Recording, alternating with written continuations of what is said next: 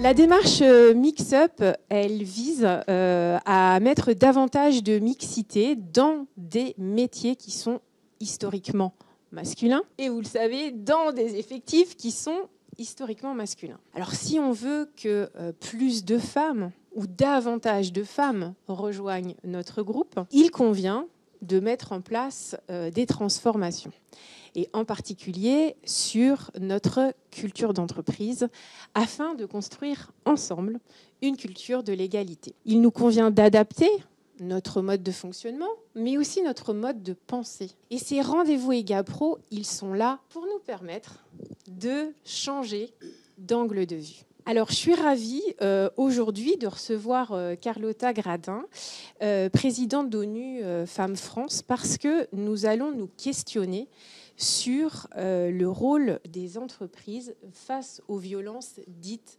conjugales. Les victimes de ces violences sont majoritairement des femmes. Comme vous le savez, le phénomène est massif. Comment on fait chez Steph pour accueillir, pour accompagner des salariés femmes qui sont victimes dans leur vie de ces événements? Ce n'étaient pas des questions qui étaient très présentes dans notre entreprise jusque-là, mais ça va le devenir avec davantage de mixité, forcément. Et parce qu'aussi, l'environnement sociétal est en train de bouger et vous savez que cette question est au cœur de l'actualité. Merci à vous toutes et tous d'être présents à la fois dans la salle et en distanciel. Je crois qu'on n'a jamais été aussi nombreux et nombreuses à participer à un rendez-vous EGAPRO. Et aujourd'hui, donc, Carlotta Gradin est présente et on se connaît depuis pas mal d'années, donc je ne vais pas faire semblant de la vous voyer. Carlotta, donc, tu es italo-française. Tu es docteur en droit, PhD, et très engagée évidemment sur la question qui nous réunit au sein de diverses organisations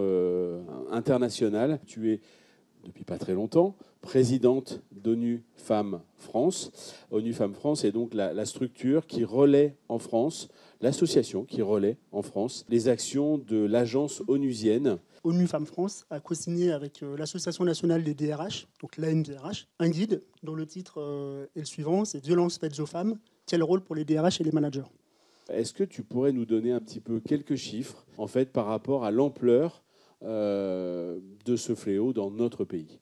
Et sachant qu'on peut le dire tout de suite, mais que la réalité française, la réalité italienne, la réalité espagnole, portugaise se ressemblent très fortement. Les violences conjugales sont la violation des droits humains la plus répandue au monde. Une femme sur trois est victime aujourd'hui de violences physiques ou sexuelles au cours de sa vie. Et on voit qu'au travail aussi, une femme sur deux en France est déjà confrontée à des violences sexuelles et sexistes au cours de sa vie. Quand on est aussi victime des violences conjugales, on est souvent plus exposé à d'autres types de violences, et notamment à des violences au travail. En France, le ministère de l'Intérieur donne des chiffres annuellement et on a pu constater qu'en 2023, on a 10% de plus de signalements de violence, c'est-à-dire des femmes qui en fait vont porter plainte ou par exemple déposer une main courante au sein des commissariats de police, et donc ça montre que ces phénomènes continuent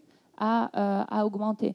Moi, je vais toujours parler de femmes parce que c'est une réalité que malheureusement vivent surtout les femmes. Aujourd'hui, factuellement en France, 85% des victimes sont des femmes et 15% des hommes. Et les mises en cause, 86% des fois, sont des hommes. Et donc, c'est pour ça que je me permets d'utiliser ce générique. Vous avez différents types de violences. Ce sont des violences physiques. Par exemple, sur les chiffres du ministère de l'Intérieur en France, le plus souvent, les violences conjugales sont des violences physiques, mais vous avez également des violences sexuelles qui sont un peu moindres en pourcentage. Et après, ce qu'on tend à oublier, les violences psychologiques, économiques et administratives. Par exemple, l'accès aux comptes bancaires, l'accès à des comptes de sécurité sociale, etc., dont la femme est privée ou, par exemple, est obligée de donner les mots de passe à son conjoint. C'est vraiment une forme de violence parce qu'elle n'est pas autonome dans la façon dans laquelle elle vit au quotidien. Ça vous montre vraiment la multiplicité et ce caractère multiforme des violences. Il y a aussi les cyberviolences qui sont désormais reconnues vraiment comme un phénomène qui est pris en compte dans les violences conjugales. Tout ce que tu viens de nous décrire à la fin, notamment les violences administratives, psychologiques, etc., se rajoute aux chiffres éloquents que Carlotta nous a donnés au départ. C'est-à-dire que c'est en plus. Vous voyez à quel point le phénomène est d'ampleur. Il y a encore quelques années, on ne parlait pas du tout de violences faites aux femmes, d'une façon générale. Puis petit à petit, les entreprises se sont emparées du sujet sexisme et harcèlement sexuel, surtout au travail, parce qu'elles ont une responsabilité sur le sujet. Qu'est-ce qui fait que d'un coup, on a fait un guide donc entre ONU Femmes France et la NDRH sur ce sujet des violences conjugales? Qu'est-ce qui fait que les entreprises commencent à s'emparer du sujet? On a vraiment voulu donner aux entreprises un outil vraiment très pratique qui peut être utilisé non seulement par les DRH, mais aussi par les managers, mais également par tout employé. On voulait vraiment vous donner des exemples concrets de ce qui étaient les violences conjugales, leurs effets au sein de l'entreprise et comment en fait y répondre. Et ce qui est aussi très précieux dans le guide, mais on en reviendra, c'est surtout les acteurs qui peuvent en effet accompagner, que ce soit les DRH ou les managers, l'entreprise en général, sur ce parcours en fait d'aide aux femmes victimes de violences. Il y a un sujet qui est celui juridique parce qu'aujourd'hui, en France, mais comme dans d'autres pays, il y a des obligations juridiques de protéger en fait nos employés et donc de leur santé physique, mentale. C'est aussi un enjeu moral. On doit aussi considérer le lieu de travail comme souvent est le seul endroit où une femme victime trouve refuge. Et donc, c'est le seul lieu sûr, mais aussi, c'est également un sujet plutôt lié à l'économie économique, de productivité. Quand vous avez dans vos effectifs une femme ou un homme qui est victime de violences domestiques, sa productivité est moindre. Elle peut ne pas avoir le même sens d'appartenance qu'avant et donc en fait se sentir un peu délaissée parce que justement elle ne trouve pas dans l'entreprise un peu de l'aide qu'elle ne trouve pas ailleurs. Une détérioration des relations de travail, que ce soit entre les collègues ou les managers. Vous pouvez aussi avoir des femmes qui se retrouvent avec une charge administrative parce qu'en fait, ils doivent aller voir le commissariat, elles doivent aller voir des associations. Et donc, tout accompagnement qui est fait par l'entreprise permet en effet aussi, in fine, de pouvoir avoir des employés qui sont épanouis et qui se sentent dans un endroit où ils peuvent être accompagnés et libérés un peu de ce fardeau. Vous avez, vous, en tant qu'entreprise, un fardeau qui peut être celui administratif quand il y a de l'absentéisme, des congés maladie et aussi une perte au final de talents qui peuvent vouloir partir de l'entreprise parce qu'ils vont vouloir changer par exemple le lieu du domicile et donc ils changent aussi d'entreprise. Steph, on va avoir des sites qui sont situés en ruralité, on va avoir des sites dans le périurbain, on va avoir des catégories d'employés qui peuvent être avec des contrats précaires, qui peuvent être avec les primo-arrivants, des gens qui n'ont pas une maîtrise forte de la langue. C'est des éléments parfois diffus, mais qui rajoutent a priori, en tout cas, une certaine fragilité sur ces personnes. Cela ne veut pas dire que dans la ruralité, il y a plus de violences conjugales. Dans la ruralité, les femmes ont moins d'aide, de centres d'aide. Et c'est pour ça que en fait, ces réflexes, par exemple, que ce soit par un manager ou un collègue, etc., j'arrive à identifier ces signaux faibles et aussi à donner les ressources nécessaires qu'il faut, que ce soit une association que je connais ou qu'on connaît, ou un numéro national, le 3919 par exemple. Et c'est la même chose pour des femmes, par exemple, primo-arrivantes ou étrangères. Il existe aussi des ressources en plusieurs langues, mais il peut aussi y avoir des femmes qui ont une vulnérabilité économique du fait de leur contrat, mais aussi du fait qu'à nouveau, elles sont en train de vivre sous l'emprise de leur conjoint parce qu'il a ses comptes.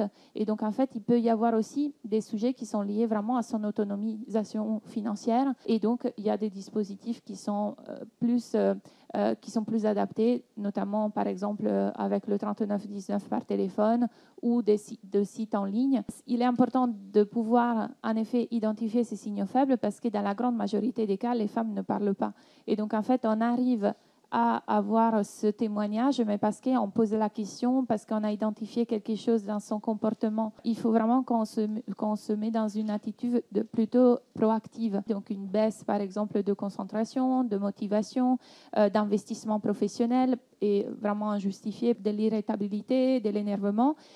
On peut avoir aussi des réactions physiques, par exemple la crainte d'être touché par un collègue, aussi des états dépressifs, la perte d'estime de soi, aussi de confiance en soi. Recevoir des messages répétitifs qui probablement viennent du conjoint violent, une perte d'accès à la prise de décision. Par exemple, vous organisez un after-work entre collègues. Ah non, en fait, je dois vérifier si je peux venir. Et donc, vous voyez qu'il y a un état de stress dans la réponse que la femme va vous donner. Le fait de ne pas avoir un compte bancaire, par exemple, que tous les comptes sont dirigés vers le compte du conjoint. Vous allez voir à la fin du guide, il y a un outil qui est le violentomètre. Du vert, en fait, vous passez au rouge selon les comportements qui peuvent décrire des situations de violence conjugale. En tant que RH ou manager ou collègue, en fait, la première chose à faire, c'est d'être vigilant, d'écouter. Et une fois qu'on a détecté une situation de violence, qu'est-ce qu'on peut faire en fait? Je dirais qu'il y a 3 mots-clés.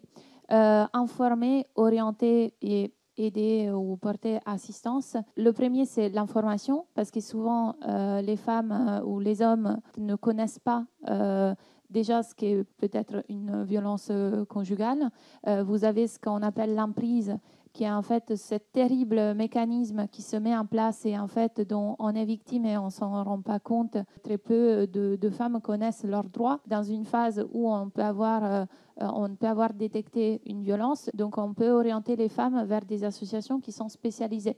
Donc, on a cité le 3919, qui est vraiment ce numéro national en France, mais en Italie et dans d'autres pays, il existe aussi des numéros nationaux. On a des associations fantastiques qui produisent déjà vraiment des outils clés en main, des affiches, comme en France, par exemple, la Solidarité Femmes, et donc d'autres associations en France comme le CIDFF ou la VFT, qui donc sont vraiment des associations spécialisées qui peuvent venir en aide aux victimes et les outiller, que ce soit au niveau de la prise en charge plutôt psychologique, mais aussi juridique.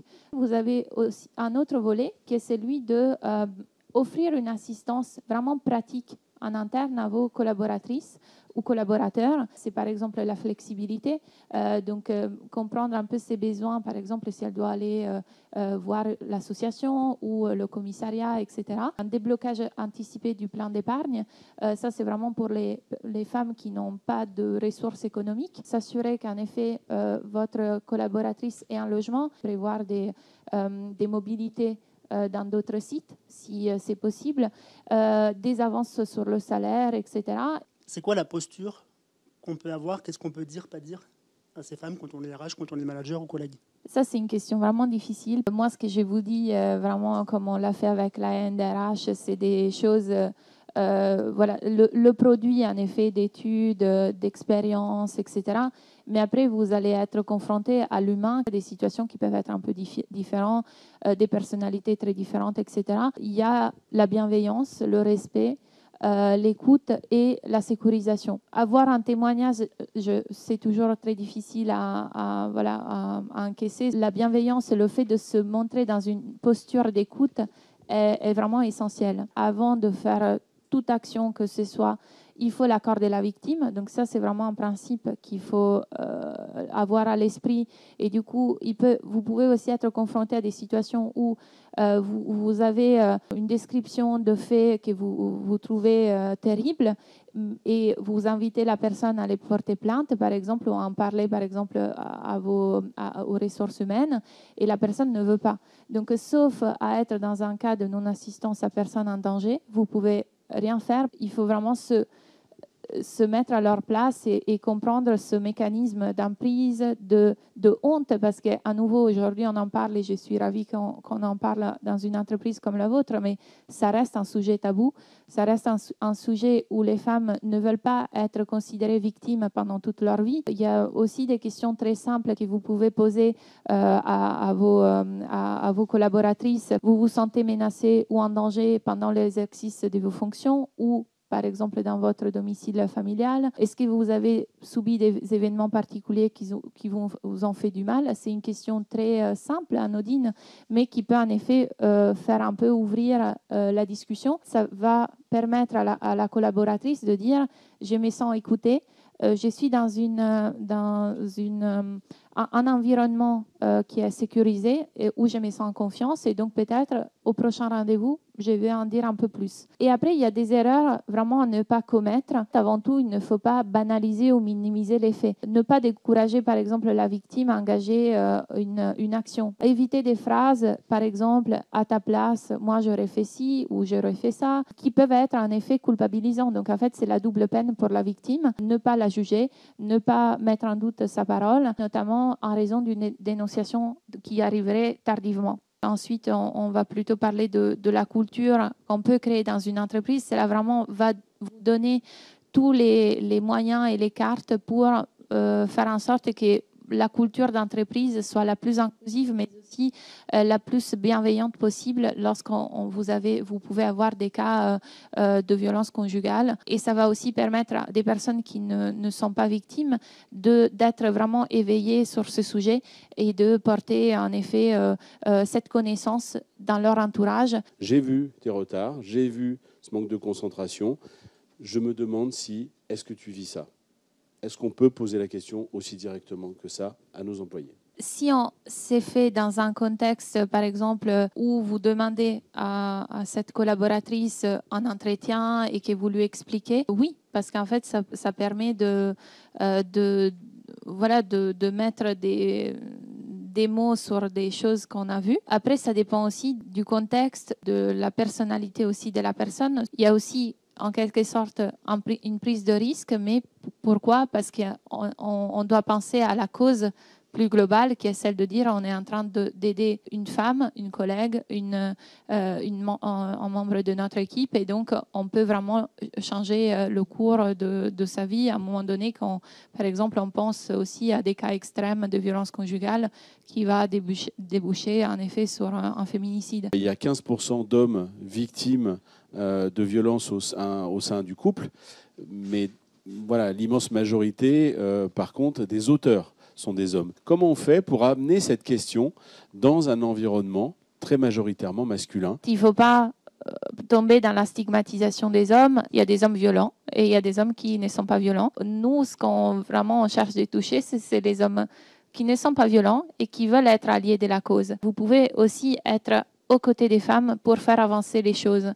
Il y a aussi un sujet qui est celui de la sensibilisation, et donc que ce soit pour les femmes et pour les hommes. Donc vraiment, la sensibilisation est clé. On a toute une culture derrière qui est celle, en effet, patriarcale et qui, en fait, a des conséquences sur les comportements des hommes aujourd'hui et qu'on ne peut pas changer en un claquement de doigts. Mobilisons-nous collectivement, femmes et hommes, pour que on mette fin aux violences ensemble. Tant les hommes que les femmes ont une responsabilité de, par exemple, sensibiliser dans leur entourage, stopper des situations de violence. Là, on s'est plutôt concentré sur les violences conjugales.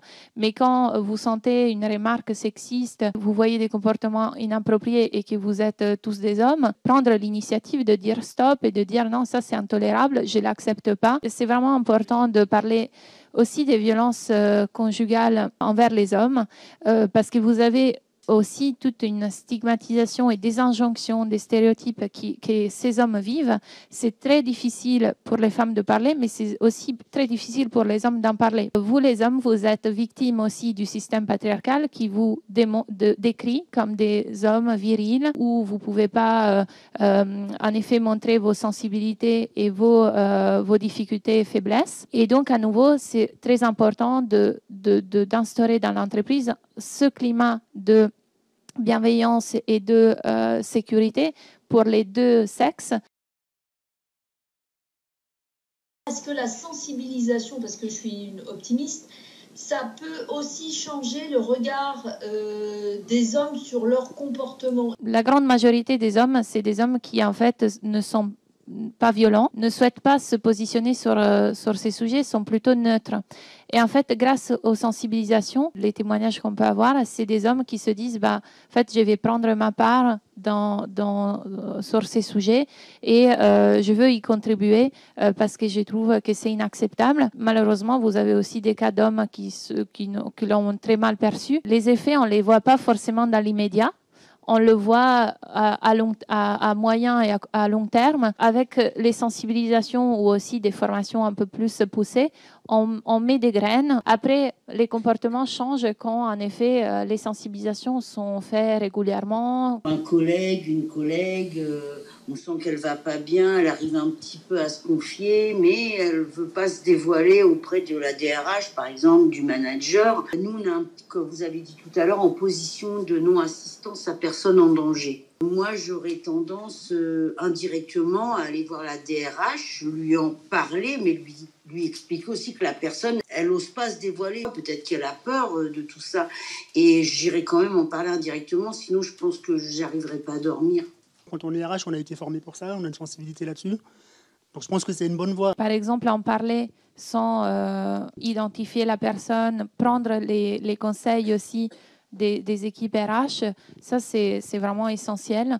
Et parce qu'en fait, vous pouvez aussi donner plus d'outils à la femme qui ne veut pas s'exprimer. Par exemple, elle va à la médecine du travail, elle en parle, mais elle ne veut pas que ça soit dévoilé. Et après, la médecine du travail peut faire une sensibilisation par rapport à ça. Il y a des dispositifs d'assistance psychologique en France, mais c'est en train d'être déployé sur certains pays. Il y a des ressources qui peuvent permettre, en cas d'impossibilité de se confier en interne, d'aller soit vers les assistantes sociales, soit vers la ligne d'écoute psy, soit vers la médecine du travail, effectivement. On suit la vie de la victime ou victime présumée, de la victime en tout cas. C'est-à-dire si elle ne souhaite pas qu'on en parle, on suit son avis, sauf si on sent qu'elle est en danger. C'est ça qui est difficile à appréhender et c'est ça qui nous échoue sur les pieds à tout le monde, toutes et tous. Quand on apprend cette information-là, c'est un peu comme pour la victime. La plus mauvaise des situations, c'est de rester tout seul. Le médecin du travail, il a effectivement une obligation de confidentialité, mais dès qu'il perçoit une alerte vitale, j'allais dire, il peut lever ce secret professionnel. Je pense qu'il faut garder en mémoire qu'il est extrêmement important pour la victime, encore une victime présumée, d'avoir son autonomie. Même si, en effet, il y a des inquiétudes, qu'on n'aille pas trop non plus essayer de lui trouver une solution qu'elle ne cherche pas encore. C'est un équilibre qui est très difficile à trouver. C'est ça toute la difficulté. L'information et l'orientation est importante parce qu'au moins vous lui donnez tous les outils que peut-être elle ne connaissait pas. La peur des femmes, c'est celle de perdre ses enfants, perdre son travail. Elles veulent être rassurées. Souvent, en les dirigeant vers des professionnels, ça les permet aussi de se projeter. Et donc, même si elle y songeait pas encore, elle pourra y songer parce que vous l'avez outillé comme il faut. Et après, à nouveau, il y a aussi l'humain qui rentre en jeu. Des fois, on peut aussi faire des erreurs et c'est humain et on ne doit pas nous en vouloir. Tout à l'heure, vous parliez du violentomètre. C'est un outil qui est à destination de qui? Des personnes autour ou des victimes? C'est vraiment à destination de tout le monde, que ce soit au travail ou pas d'ailleurs. C'est aussi un outil qui est important, qui est très utile pour les victimes parce qu'elles-mêmes peuvent se rendre compte de la situation où elles se situent. C'est un outil très, très grand public, je dirais, parce que c'est très simple à la lecture. Sur nos sites, on a parfois des couples qui se créent. La situation que j'ai rencontrée personnellement, c'est un couple qui s'est créé et finalement ça a mal fini. Et il y avait de la violence. C'est puissance 2 parce que vous avez des violences conjugales. Il est probable aussi des violences au travail. Toutes les dispositions du Code du travail s'appliquent classiquement dans le cas des violences dans l'entreprise. Mais lorsqu'en fait, vous n'êtes pas dans une situation où il y a des violences au sein de l'entreprise, il s'agit juste de violences conjugales, c'est un peu plus délicat. Si en effet, vous n'êtes pas spectateur et que votre employé ne vous informe pas de la situation, ça c'est un peu plus compliqué. Pour terminer, je dirais qu'il y a aussi le collectif en fait. On n'est pas seul à réagir, à agir. Je pense que le fait d'en parler à plusieurs aussi, avec différentes compétences, différents regards, ça peut aussi aider à prendre la bonne décision. Moi, je vous remercie du fond du cœur de prendre ces sujets vraiment à bras le corps. Le fait de cultiver une culture du travail qui décourage les violences et aussi qui montre la volonté d'écouter les femmes victimes est essentiel. Aujourd'hui, on le voit de plus en plus, la responsabilité des entreprises est énorme. Vous avez énormément d'opportunités.